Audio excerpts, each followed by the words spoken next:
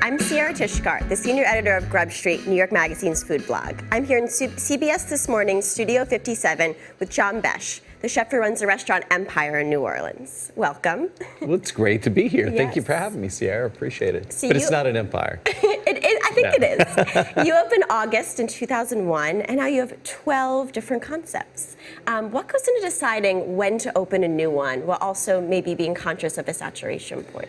You know, that's a good question. I've never really given much thought to that. Yes. Yeah, the truth is that I'm invested in people. I've grown using August as this great incubator. Lots of talented chefs have kind of percolated up to the top. And so investing in people and people with the vision and people with passion is what I'm most passionate about. And so it's been fun. I love collaborations and you know, you look back over the years and all of a sudden you have 12 of them, and I've never really thought about it before. Yes. And I think that is such a wonderful thing that you're in this position where you can boost chefs up and give them these big platforms. What goes in deciding some of these partnerships? I know you have a great one with Alan Shaya, which is super critically acclaimed. And is it ever hard to separate your identity as a chef from these restaurants? Yeah, for me, it's really not difficult at all because, say with Alon, for instance, Alon's now just really cooking from his heart and cooking the food that he grew up with in Bat Yam, Israel.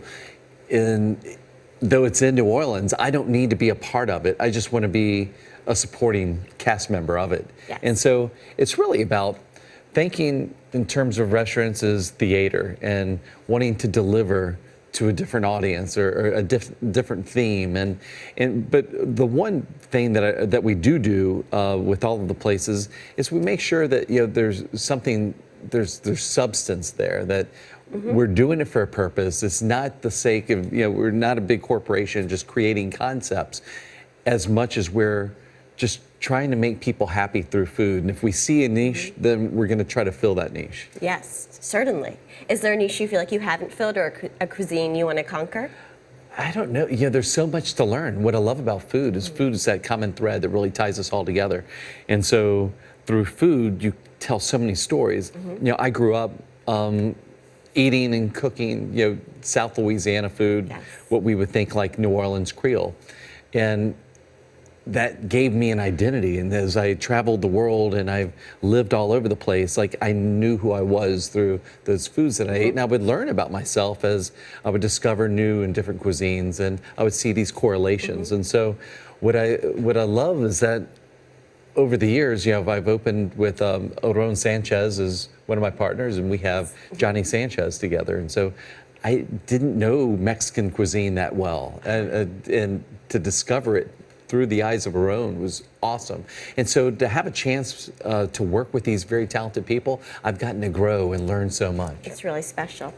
So we're seeing so many chefs leaving New York right now. And I know you certainly have the resources and the clout to have been able to open here, but you've of course chosen not to. What went into that decision? Is it something you think about? Yeah, New York is a place that you need to be a part of. You need to live here. And I wouldn't live here because I live right down the bayou from where I started. And so making that decision was really easy for me. The temptation's there, of course, because New York is just bigger than life, and I love to come here. I love to play. And yet I feel like it's not worth doing unless you can really commit to living it and doing it with your full heart.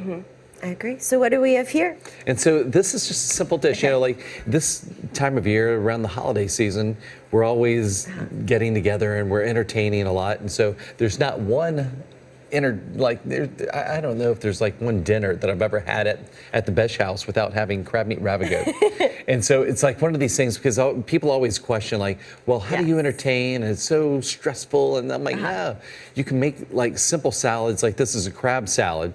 Ravigote in French just means to refresh. And so toss crab meat with a little bit of vinegar, some lemon juice, touch of mayo, and some mustard, and all of a sudden you have something so incredibly delicious. That's great. Let's try it. And so you have this.